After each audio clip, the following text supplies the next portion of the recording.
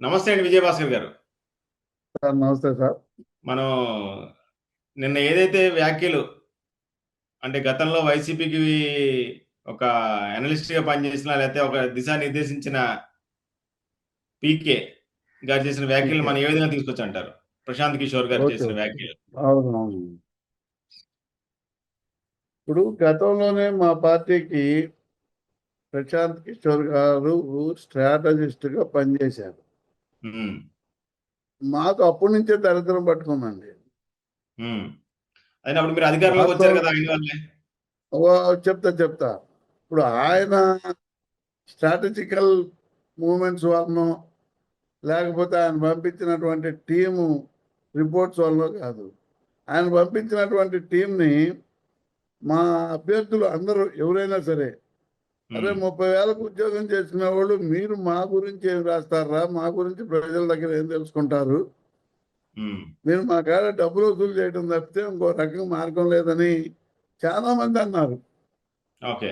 మా మా అభ్యర్థులు 2019లో మా అభ్యర్థులు మీరు చేసేది 30,000కు ఉద్యోగం ప్రశాంత్ కిషోర్ కింద, హ్మ్. మీరు వచ్చి మా వివరాలు చెప్పేది ఏంది, అసలు మీకే మీ భాష ఎక్కడోళ్ళకి తెలియదు, ఇక్కడ భాష మీకు తెలియదు, హ్మ్. మీరు వచ్చి మా గురించి విచారించేదేంది అని అన్నారు. వాళ్ళు ఏం చేశారంటే కొంతమంది దగ్గర సొమ్ము చేసుకున్న మాట వాస్తవం.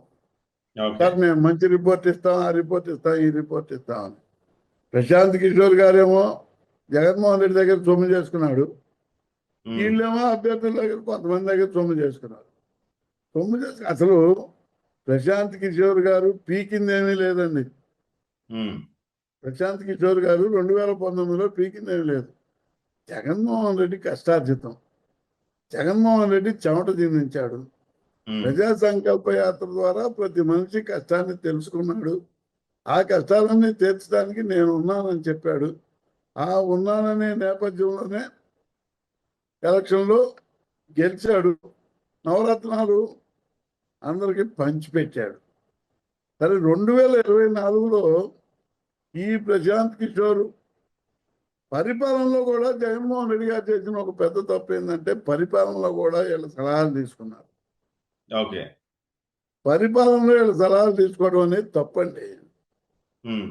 పరిపాలనలో జగన్మోహన్ రెడ్డి వ్యక్తిగత సలహాలతోటే, జగన్మోహన్ రెడ్డి సొంత ఆలోచనలతోటే పోయినట్టు బ్రహ్మాండం ఉండేది. వీళ్ళ హ్మ్. సలహాలు తీసుకోవడం వల్ల వీళ్ళు ఉన్నది లేనట్టు, లేనిది ఉన్నట్టు జగన్మోహన్ రెడ్డి గారికి అసలు నీ బలము బలగం కొండంత ఉంది, ఆకాశం హ్మ్. అంత ఎదిగారు, మిమ్మల్ని ఎవరు కదిలీలేరనే మాట చెప్పి దాదాపు 82 మంది ఎమ్మెల్యేలని ఈ ప్లేస్ నుంచి ఆ ప్లేస్కి, ఆ ప్లేస్ నుంచి ఈ ప్లేస్కి మార్పులు మార్పిచ్చాడు. జరిగాయి. మార్పిచ్చాడు. ఏమండి, హ్మ్. ఈ ఊళ్ళో చెల్లని రూపాయి ఆ ఊళ్ళో చెల్లుతండి? హ్మ్. ఒక మాట చెప్పండి. ఆ 82 మందిలో ఒక 50 మందినన్నా కొత్త వాళ్ళని పెట్టినట్టే. ఏది మార్పుండొచ్చు. ఇవాళ ఇవాళ టీవీకే విజయ్ గారు సామాన్యుడికి సీట్ ఇచ్చి ఎట్ట గెలిపించుకున్నాడో కొత్త వాళ్ళకి పెట్టినట్టే ఖచ్చితంగా జగన్మోహన్ రెడ్డి గారు కూడా ఓటును హ్మ్. పడేది. అయినా 2024లో జగన్మోహన్ రెడ్డి గారు ఓడిపోయారని ఎవరు అనుకోవట్లేదు. హ్మ్. పరకాల ప్రభాకర్ గారు క్లియర్గా చెప్పారు. హ్మ్. 50 లక్షల ఓట్లు దోచుకున్నారు. సాయంత్రం 6 గంటల నుంచి రాత్రి 2 గంటల వరకు పోలింగ్ చేసుకున్నారు. ఆ హ్మ్. ఓట్లు మొత్తం 50 లక్షల ఓట్లు. ఇప్పుడు ప్రశాంత్ కిషోర్ వచ్చి ఆపాడా? ఆపలేదుగా. ఆయన హ్మ్. ఏమన్నా స్ట్రాటజీలో చెప్పాడా ఈ రకంగా వాళ్ళు చేసుకుంటారని? చెప్పలేదుగా.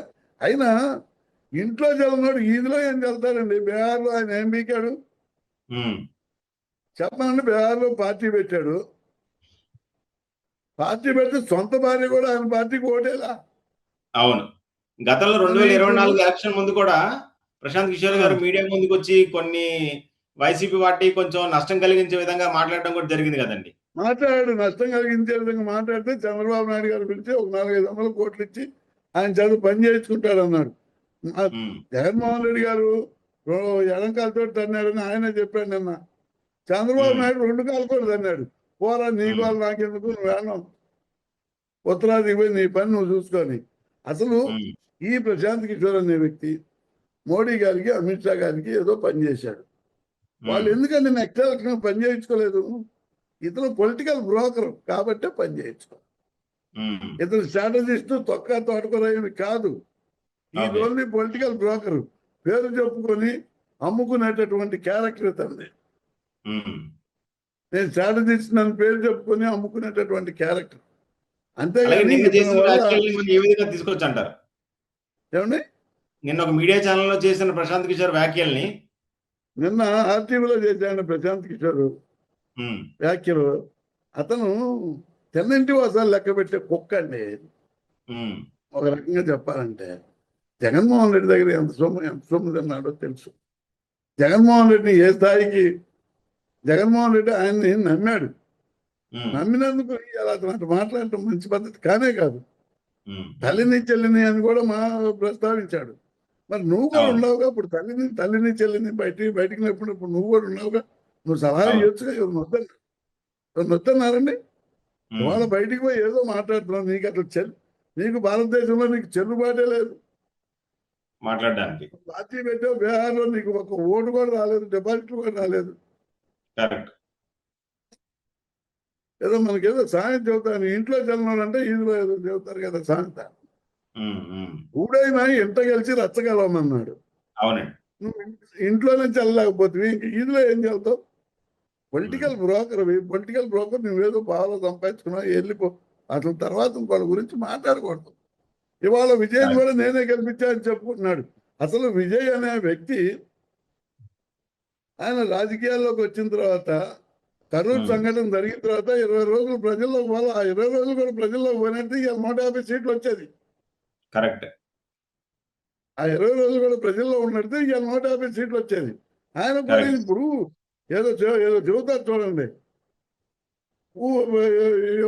ఎవడి పేరు ఈడు అమ్ముకొని తొమ్మిది చేసుకున్నట్ట. ఉమ్. అది అటువంటి క్యారెక్టర్ అతను. పొలిటికల్ బ్రోకర్ మాటల్ని పట్టించుకోవాల్సిన అవసరం లేనే లేదు. ఓకే. ఇప్పుడు ఆర్టీవీలో ఆ టీవీ ఓనర్ చేత మాట్లాడు. ఆ టీవీ ఓనర్కి జగన్మోహన్ రెడ్డికి గతం నుంచి పడదు. కరెక్ట్. రవిప్రకాష్ 2024లో కూడా ఈ గారికి, ఛానల్కి వచ్చి మాట్లాడారు.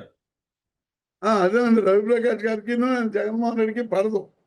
ఉమ్. కొన్ని విషయాలు కూడా గతంలోనే రాజశేఖర రెడ్డి గారు ఉన్నప్పుడే వాళ్ళిద్దరికి తేడా టీవీ 9లో ఉన్నాక ఉమ్. ఉమ్. కావాలని రవిప్రకాష్ గారు ఈయన పిలిచి ఎలివేట్ చేయాలనే ప్రయత్నం చేస్తారు. ఉమ్. తప్పండి, అది చాలా తప్పు. రవిప్రకాష్ గారు కానీ ఇతను కానీ చాలా తప్పు. అయినా పొలిటికల్ బ్రోకర్లను మీరేందండి ఇంటర్వ్యూలు చేశారు? నువ్వు స్ట్రాటజిస్టు అన్నావు. స్ట్రాటజిస్టు అని కానీ ఎక్కడ నువ్వు స్ట్రాటజీ ప్రకారం ఇచ్చేసారు చెప్పమని. ఎవరి కష్టం వాళ్ళది. ఇదంతా ఏదో ఒక టాలెంట్ డైవర్షన్, ఇదంతా ఏదో ఒక డైవర్షన్ పాలిటిక్స్ లాగా ఉన్నట్టుంది మళ్ళీ. ఎందుకంటే అవునండి, తమిళనాడులో విజయ్ గెలిచారు. ఇక్కడ పవన్ కళ్యాణ్ తో ముడిపెట్టి చాలా మంది జనసేన కార్యకర్తలు కానీ బయట వాళ్ళు కానీ అక్కడ విజయ్ సింగిల్ లార్జెస్ట్ పార్టీగా గెలిచి ఆ అధికారం దక్కించుకున్నాడు. పవన్ కళ్యాణ్ దక్కించుకోవట్లేదు. పవన్ కళ్యాణ్ లేదు, జనసేన లేదు అని అంటే జనం అందరూ జనసేన గురించి ఆలోచిస్తుంటే ఇదో డైవర్ట్ చేయడానికి నిన్న జరిగిన పీకే తీసుకొచ్చి మాట్లాడినట్టుగా ఉంది. కేవలం డైవర్షన్ పాలిటిక్స్ ఏనండి. ఆ డైవర్షన్ పాలిటిక్స్ చంద్రబాబు నాయుడు గారి ఆధ్వర్యంలో జరుగుతున్నాయి. చంద్రబాబు నాయుడు గారిని ఎవరు తెచ్చిపెట్టి ఏదో రకంగా ఇచ్చేశాడు. ఒక పక్క పవన్ కళ్యాణ్ డౌన్ చేయాలా, మళ్ళీ ఒక పక్క పవన్ కళ్యాణ్ వర్మను సస్పెండ్ చేసి పవన్ కళ్యాణ్ ప్రధాని ఎత్తుకోవాలా. ఇప్పుడు ఇటుది కరెక్టే అంటే ఇదే కాడ ఎక్కువ తగ్గుద్ది. పవన్ కళ్యాణ్కి విలువ లేదు, విజయ్కి విలువ వచ్చింది, అది ఇదని చెప్పి ఇక్కడ చేపిస్తున్నాడు. ఇక్కడ వర్మను సస్పెండ్ చేసి పవన్ కళ్యాణ్ కన్నీళ్ళు తుడుతున్నాడు. ఎంత దుర్మార్గం చూడండి. అది చంద్రబాబు నాయుడు స్ట్రాటజిస్ట్ అంటే చంద్రబాబు నాయుడు. ప్రశాంత్ కిషోర్ కాదు. ప్రశాంత్ కిషోర్ అతను చెప్తారు పొలిటికల్ బ్రోకర్ అండి. Is political broker. ఓకే. అంతకు మించి ఇంకా పెద్ద పదం వాడకూడదు. ఓకే. ఇలాగే మనం ఇంకో విషయం మాట్లాడుకుంటే పిఠాపురంలో వర్మ గారి టీడీడీ పార్టీ ఇన్ఛార్జ్ కింద తొలగించారు కదండి, దానిపై మీ వ్యాఖ్యలు ఏమంటారు? ఏమంటే చంద్రబాబు నాయుడు కూర్చున్న కొమ్మనే నరుక్కుంటున్నాడు. కూర్చున్న కొమ్మనే నరుకుడు. వర్మ అనే వ్యక్తి ఇండిపెండెంట్ గా పోటీ చేసి గెలిచాడు గతంలో. ఆ తర్వాత తెలుగుదేశం పార్టీ మీద ప్రేమతో తెలుగుదేశం పార్టీలో చేరాడు. చేరిన తర్వాత వర్మకి మంచి విలువిచ్చాడు చంద్రబాబు నాయుడు, నేను కూడా కాదను. కానీ దేనికి విలువించాడు? వర్మ అనే వ్యక్తి వ్యక్తిగతంగా క్యారెక్టర్ కలిగినటువంటి వ్యక్తి. ఆ క్యారెక్టర్తో పాటు క్యాడర్ ఉంది, అభిమానులు ఉన్నారు. వాళ్ళందరూ ఒక సమూహంగా తోడయ్యి ఆయన పోటీ చేపించి గెలిపించారు ఇండిపెండెంట్గా. ఇండిపెండెంట్ గెలవడం ఈ రోజుల్లో సామాన్యం అండి. మరి ఆ బలం ఉన్నటువంటి వర్మని సరే ఎన్నికల్లో పొత్తు పరంగా ఆయన ఏదో తప్పించి ఈయనేదో చేపించావు, ఈయనకేదో ఎమ్మెల్సీ ఇస్తాను తెల్లారిపాటికే, నీకెందుకు ఫస్ట్ పేరు నీదని చంద్రబాబు నాయుడు అన్న సందర్భాలు చాలా ఉన్నాయి. ఇస్తా అని చెప్పావు, ఇయ్యలేదు. ఇవాళ తెలుగుదేశం పార్టీ ఆత్మగౌరవాన్ని కాపాడటం కోసం వర్మ మీటింగుల్లో అడుగుతుంటే అది వర్మ తప్పని ఎట్టంటాడండి. అంటే ఈ ఇన్ఛార్జ్ పదవి పోవడానికి గతంలో జరిగిన మీటింగే కారణం అంటారా? ఏమండి, ఈ ఇన్ఛార్జ్ పదవి పోవడానికి గతంలో టీడీపీకి జనసేనకి పిఠాపురంలో జరిగిన గొడవే కారణం అంటారా? కేవలం గొడవలే కారణం. ఎందుకంటే ప్రతి మీటింగ్ లో చంద్రబాబు నాయుడు బొమ్మ ఉండదు, తెలుగుదేశం పార్టీ ఎన్టీ రామారావు గారు పెట్టిన సింబల్ ఉండదు, గుడిచాక నాగలి ఇవి ఉండవు, లోకేష్ బొమ్మ ఉండదు. ఆయన వర్మ గారు అడిగింది ఏంది, అయ్యా అధికారిక కార్యక్రమం చంద్రబాబు నాయుడు గారు ఫోటో పెట్టండి. అది తప్ప అది పార్టీ ఔన్నత్యాన్ని నిలుపుతుందా, లేకపోతే పార్టీని దిగజారుతుందా? నీ పార్టీ ఔన్నత్యం కోసం అతను పోరాడుతుంటే ప్రతి మీటింగ్ లో గొడవ చేస్తాడని వర్మని ఇన్ఛార్జిని తీసేసి సస్పెండ్ చేశారు.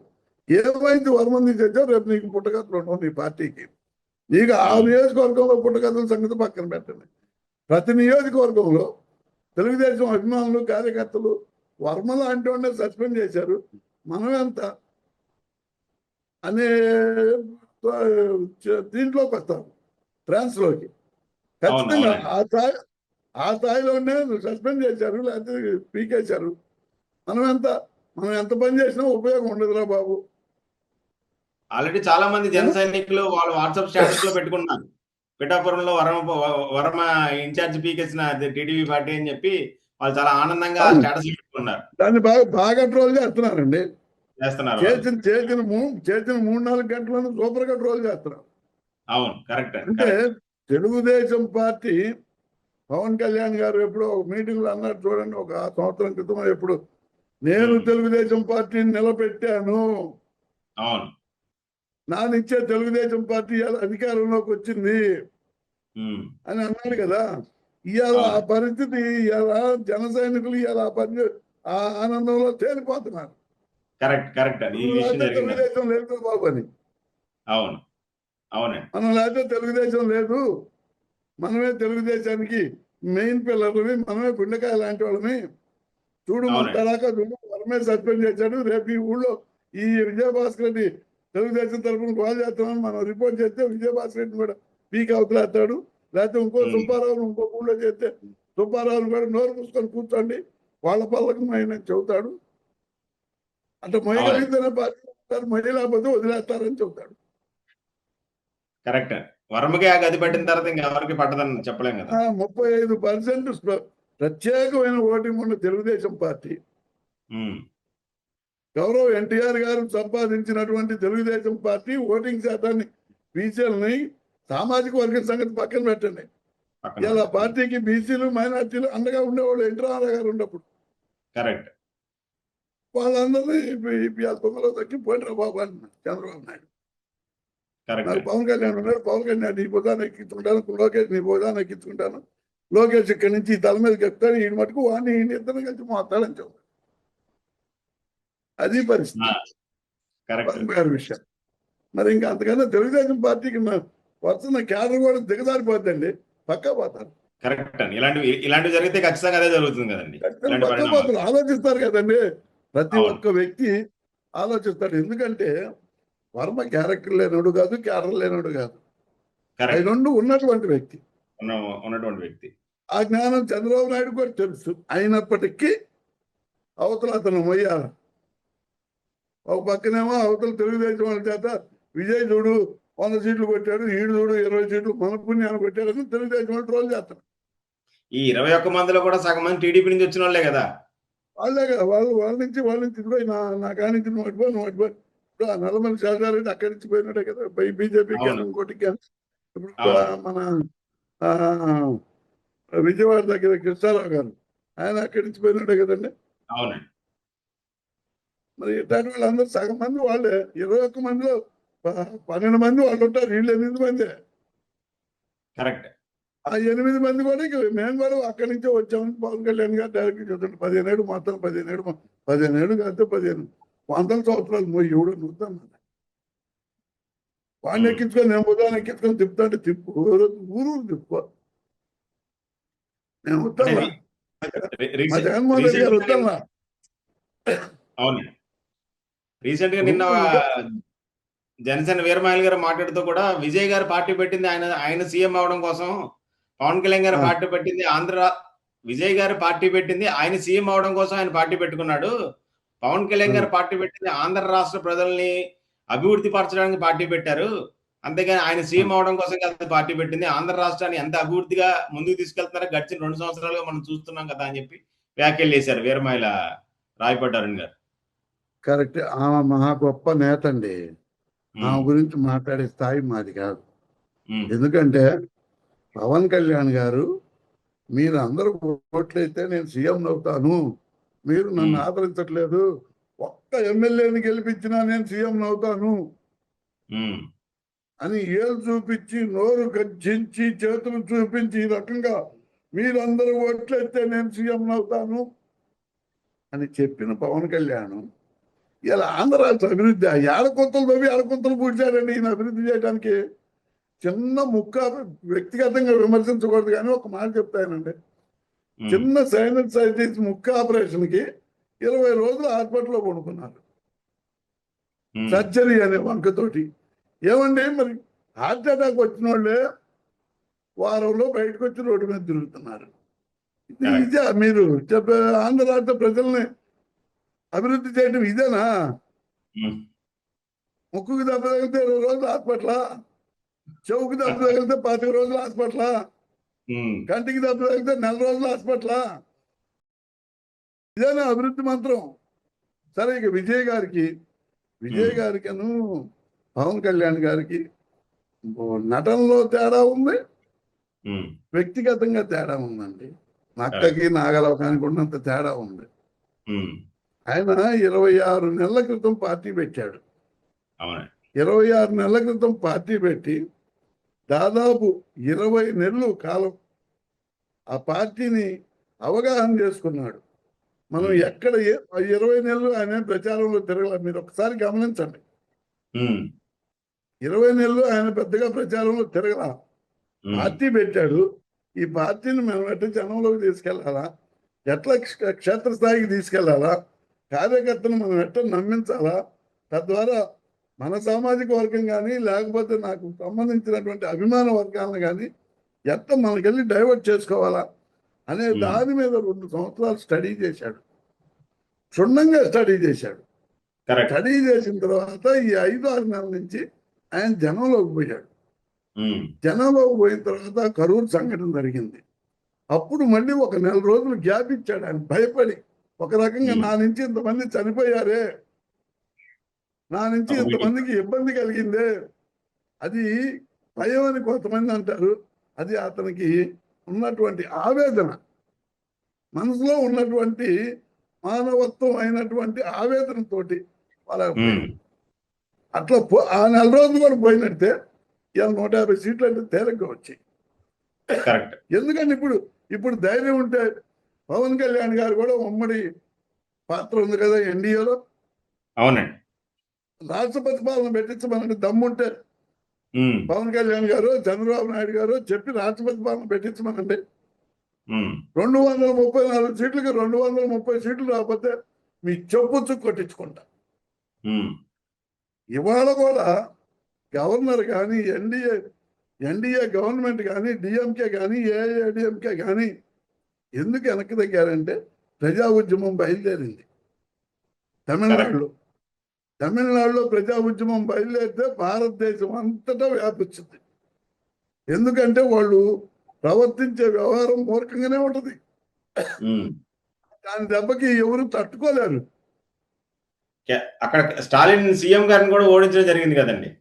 సీఎం గారిని ఓడించారు. సీఎం గారికి స్టాలిన్ గారికి అదే భయం పట్టుకుంది. ఈ ప్రజా ఉద్యమంలో మనం కూడా కొట్టకపోతాం, పోయి బంగాళాఖాతంలో కలవాల్సి వస్తుంది. అందుకనే ఆయన తెలివిగల రాజకీయవేత్త కాబట్టి వాళ్ళ పొద్దున్నే స్టేట్మెంట్ ఇచ్చాడు. విజయ ఓకే. ప్రభుత్వానికి మేము అడ్డం రాము, 6 నెలలు ఉమ్, వేచి చూస్తాము, ఆయన పరిపాలనా విధానాన్ని బట్టి మేము ప్రజల్లోకి వెళ్తాము అని నెంబర్ 1గా చెప్పాడు. అది కరెక్ట్. చెప్పడానికి కారణం ఏంది? నిన్న విపరీతంగా టీవీలన్నీ ట్రోల్ చేసిన వాళ్ళిద్దరు కలుగుతున్నారు. వాళ్ళిద్దరు ఎట్ట కలుగుతారండి? వాళ్ళు శాశ్వత శత్రువులు. ఏ డిఎంకే ఆ? ఏఐడిఎంకే ఇద్దరు కలిసిపోయి ఆ, అవునండి. కరుణానిధి గారిని అసెంబ్లీలో లాక్కొడితే ఏమైనా చీరలాగారు. అవును. ఇవన్నీ జయలలిత గారు. తెలీదా? జయలలిత గారిని చీరలాగారు. ఇవన్నీ అవును. శాశ్వత శత్రువులు. శాశ్వత శత్రువులు ఎట్టగలుగుతారండి? శాశ్వత కరెక్ట్. శత్రువులు కలిస్తే జనం ఎట్ట సూచిస్తారు? అసలు విజయ్ గారికి ఓటేసిన కారణం ఏంటంటే జనానికి ఏమైనా అర్థమైందండి? ఈ నాయకులకి జనానికి ఉమ్, అర్థమైంది. ఎప్పుడు 60, 70, 60 ఏళ్ల పెట్టి ఈ ద్రావిడ పార్టీలు ఇద్దరు నాయకుల్నే మనం చూడాలా, కొత్త వాళ్ళని వీళ్ళ అవకాశం కిందే మనం ఇవ్వకూడదు. పరిపాలనలో ఉండాలా అనే ఉద్దేశంతో విజయ్ గారికి ఓటింగ్ పడింది. కరెక్ట్. రెండో కారణం ఏంటంటే అతను మేనిఫెస్టో కొంత ప్రజల్లోకి పోయే విధంగా ఉంది. ఆ మేనిఫెస్టోలో కూడా మన జగన్మోహన్ రెడ్డి గారు ప్రవేశపెట్టిన పథకాలు కూడా ఉన్నాయి కదా అందులో. పథకాలు ఉన్నాయి, అయ్యే ఆజ్ఞ. ఇప్పుడు ఆయన ప్రకటించిన 6 4 ఉన్నాయి. అవును. ఇంకా ఇంకా ఒక బంగారం పథకం తప్పితే మిగతా అన్ని జగన్మోహన్ రెడ్డి గారు ఇచ్చినాయి. కరెక్ట్. ఇంకా ఆయనకి కొంత కులబలం పనిచేసిందండి. అక్కడ యావత్ భారతదేశంలో ఒక దళితుడు ముఖ్యమంత్రి కావడం ఇదే ప్రథమం భారతదేశ చరిత్రలో. కరెక్ట్. ఏది కరెక్ట్. ప్రజల్లోకి పోయి అధికార పార్టీ ముద్రెత్తిన ముఖ్యమంత్రి కాదండి. ఉమ్, ప్రజల్లోకి పోయి ప్రజల మన్ననలు పొంది ప్రజల ఓట్లు పొంది అయినటువంటి ముఖ్యమంత్రి. అవునండి. ఆయన ఒళ్ళు దగ్గర పెట్టుకొని పరిపాలిస్తే 10 ఏళ్ళు పరిపాలిస్తాడు, లేకపోతే 5 ఏళ్ళకి పోతాడు. అది వేరే విషయం. కరెక్ట్. ఎందుకంటే పరిపాలించగలిగినటువంటి ఆలోచన కలిగినటువంటి వ్యక్తే విజయ్. కరెక్ట్. ఆయన మేనిఫెస్టో చూసినా, ఆయన మాటలు చూసినా, ఆయన ఇది చూసినా, మీరు ఆయన ప్రజల్లో మీటింగ్ చెప్పే పద్ధతి చూసినా, ఉమ్, నేను మీ నుంచి పారిపోను, మీలోనే ఉంటాను, నేను అవినీతికి పోను, అవినీతి చెయ్యను, నన్ను అవినీతి చేస్తే మీరు నిలదీయండి, చొక్కా పట్టుకొని నిలదీయండి, ఉమ్, నేను సామాన్యుడికి ఎమ్మెల్యేల సీట్లు ఇస్తానన్నాడు, ఇచ్చాడు. 27 ఇచ్చాడు. మంది అవును. ఎస్సీలకు ఇచ్చాడండి, దాదాపు 16 మంది మహిళలకు ఇచ్చాడు. ఎవరు ఉమ్, ఇచ్చారు? ఏ పార్టీ ఇచ్చిందో చెప్పమనండి. కరెక్ట్. ఇకపోతే ఆయనకి ఆంధ్ర బార్డర్లో ఉన్నటువంటి 50 నియోజకవర్గాలు గెలిచాడు. విచిత్రం చూడండి. ఉమ్, దక్షిణ తమిళనాడులో ఓటింగ్ పెద్దగా రాలా. ఉమ్, ఉత్తర తమిళనాడులోనే వచ్చినాయి. ఆంధ్ర బార్డర్లో ఉన్నటువంటి 50 సీట్లకు దాదాపు 47, 45 సీట్లు వచ్చినాయి. అంటే వచ్చింది. మా ప్రభావం కొద్దిగా గొప్ప ఉందండి. మా ఖచ్చితంగా. జగన్మోహన్ రెడ్డి గారి ప్రభావం కొద్దిగా గొప్ప ఉంది. ఖచ్చితంగా. మా ఆయన జగన్మోహన్ స్వయంగా రెడ్డి ఫోటో గారు ఫోటో చూపించడం కూడా పెట్టుకుని చూసాం కదా ఆయన ప్రసాద్. ఏమండి? ఆయన స్వయంగా ఫోటో చూపించడం కూడా అదే చూసాం కదా మా మనం. జగన్మోహన్ రెడ్డి గారు ఫోటో పెట్టుకొని మధ్య మధ్య తమిళనాడులో కూడా జగన్మోహన్ రెడ్డి గారు ఫోటో పెట్టుకొని ప్రచారం చేసుకున్నటువంటి వ్యక్తి అతను. ఎందుకంటే సింగిల్ గానే సింహం పోద్ది అని ఆయనే చెప్పాడు. అక్కడ ఆ సింహం పోయింది, ఇక్కడ ఏ సింహం కూడా పోదు. కరెక్ట్.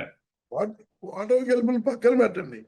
నీకు నేను అవసరం ఉండను, నాకు నువ్వు అవసరం ఉండవు. నీ వ్యక్తిత్వం మంచిది, నా వ్యక్తిత్వం కూడా నీలాంటిదే. కరెక్ట్. నేను ప్రజలకు ఉపయోగపడతాను. ఓటర్ గెలుపుని పక్కన పెడితే నేను ప్రజలకు ఉపయోగపడతాను. అక్కడ జగన్మోహన్ రెడ్డి గారు ప్రజలకు ఉపయోగపడ్డాడు. సామాన్యుడికి ఆకలి తీర్చినటువంటి వ్యక్తి జగన్మోహన్ రెడ్డి.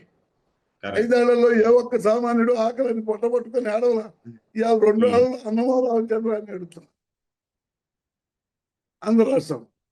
అవునండి. జగన్మోహన్ రెడ్డి గారు ఏకైక ఎజెండా అది. నాకు ఇప్పటికి నా వ్యక్తిగతంగా కూడా ఆయన ఏకైక ఎజెండా సామాన్యుడు ఆకలి అని బాధపడకూడదు అనేది ఆయన వ్యక్తిగత ఎజెండా. ఏమండి, ఆకలితో 4 రోజులు బాధపడితే 5వ రోజు వీడు పనికి పోలేడు కదండి సామాన్యుడు. ఏది వెళ్ళాడు కదా. సంపాదించుకుంటాడు? కడుపు నిండితేనే కదా పనికి పోయేది. కరెక్ట్. అది కూడా తెలియకుండా ఇవాళ నేను 20 లక్షల ఉద్యోగాలు ఇస్తాను, 60 వేల కోట్ల పరిశ్రమలు తెస్తానంటే ఒక్కటి గ్రౌండింగ్ అయిందేమో చెప్పమనండి చంద్రబాబు నాయుడు. ఈ గడిచిన 2 ఏళ్లలో. గ్రౌండింగ్ అయిందో చెప్పమనండి. ఇక ఉమ్, పవన్ ఉమ్, కళ్యాణ్ గారు ఈయనకి సపోర్ట్ చేసి ఆయన ఆంధ్రాని అభివృద్ధి చెందిస్తాడా? ఏందండి ఆయన చెందించేది? ఏందండి చెప్పమనండి. అవును. పిఠాపురంలో గుంతల రోడ్లు చూసుకోమనండి ముందు అక్కడ. అక్కడ పిఠాపురంలో మనం పిఠాపురం అవుట్స్కట్స్ దాటి రాజమండ్రి రోడ్డుకి వస్తుంటే ఆ రోడ్డు చూస్తే మొన్న నేను వెళ్ళాను. ఒక్కొక్క గుంతకి లారీ గ్రావెల్ పట్టు, అబ్బో గ్రావెల్ పట్టుద్దండి. ఏంది ఆయన అభివృద్ధి చేస్తాడా? ఈయనకి సపోర్ట్. ఇప్పుడు నాకే దిక్కులేదు, నేను నీకేం చేస్తానంటే ఇప్పుడు చంద్రబాబు నాయుడు అంటున్నాడు కదా, ఒక పక్కన ట్రోల్ చేస్తున్నాడు కదా, అవునండి 30 పెట్టి 100 సీట్లు వచ్చినాయి, ఈడికి 100 వచ్చినాయి అనేది వాళ్ళ మనుషుల చేత ట్రోల్ చేపిస్తున్నాడు కదా. మేమన్నా తింటాం, మాకు ఇష్టం. నాకు మా నాయకుడు అట్లా తిట్టొద్దని చెప్పాడు ఎప్పుడు. మాకు తిట్టే జనం వల్ల మాకు కొంత నష్టం జరిగింది అనేది మా నాయకుడికి అర్థమైంది. అర్థమైంది అర్థమైన తర్వాత అయ్యా మనం ఎవరిని తిట్టొద్దు, ఎవరిని ఇచ్చేయొద్దు, వ్యక్తిగత దోషం పోవద్దు, మనం పార్టీ అభివృద్ధి పథకం నడిపిద్దాం, ప్రజల్లోకి పోతాం, మన సమస్యలు ప్రజలకు చెబుదాం, ప్రజల సమస్యలు విన్నాం, ప్రజల అవసరాలు పెరుగుతాం, ప్రజల కోసం పోరాడదాం అని చెప్పాడు. అంతేగాని నాకు ఇంకొక ఆయన వచ్చి నన్ను బుడాన్ని ఎత్తుకుని మాట్లాడు, ఆయన మోస్తే నేను ముఖ్యమంత్రిని అవుతాను మా జగన్మోహన్ రెడ్డి ఎప్పుడు అల్లా. అంతేనండి. అదే ఈ కూటమి కాదండి, ఇంకా 40 పార్టీలు కలిసి వచ్చినా 29 జగన్మోహన్ రెడ్డి విజయాన్ని ఇప్పుడు ఆపలేడు. కరెక్ట్ అండి. ఎందుకంటే మేము జనానికి పనిచేస్తున్నామండి. ఇలా జనం ఇప్పుడు వ్యక్తిగతంగా జగన్మోహన్ రెడ్డి వ్యక్తిత్వం ఎంత గొప్పదో తెలిసిన వాళ్ళకే అర్థం అవుతుంది, దూరంగా ఉండే వాళ్ళకి అర్థం కాదు. దూరంగా ఉండే వాళ్ళకి ఏంటంటే గొడ్డల పార్టీ అవుతుందండి, గొడ్డల పార్టీ అవుతుంది చెప్పండి, మీ చరిత్ర చూడండి. 95 ఎన్టీఆర్ ఎన్నుపోటు పొడిచిన కానీ మీ చరిత్ర చూడండి. మాధవరెడ్డిది మరణం కానివ్వండి, ఇంద్రారెడ్డి మరణం కానివ్వండి, అక్కడి నుంచి వర్మ వరకు కూడా అన్ని వెన్నుపోట్లే కదండి, వర్మకు కూడా బాలయోగి మరణం కానివ్వండి, ఎర్రనాయుడు మరణం కానివ్వండి, చెప్పాలండి. ఇదన్నీ తడిగొడ్డలతో గొంతులు పెట్టం కదా. యువతి మద్దతు పార్టీ, యువతి మద్దతు పార్టీ యువతిది. కాబట్టి పవన్ కళ్యాణ్ గారికి విజయ్ గారికి అసలు పోలికే ఉండదండి. ప్రజల కోసం పనిచేసే వ్యక్తి విజయ్ గారు, ప్రజల పేరు చెప్పుకొని బ్రతికేటటువంటి వ్యక్తి పవన్ కళ్యాణ్ గారు. ప్రశ్నించడానికే పుట్టాననే వ్యక్తి పవన్ కళ్యాణ్, పని చేయడానికి పుట్టాననే వ్యక్తి విజయ్. ఆ రెంటికి చాలా తేడా ఉంటుందండి. చాలా తేడా ఉందండి, బాగా చెప్పారండి, కరెక్ట్ గా. అది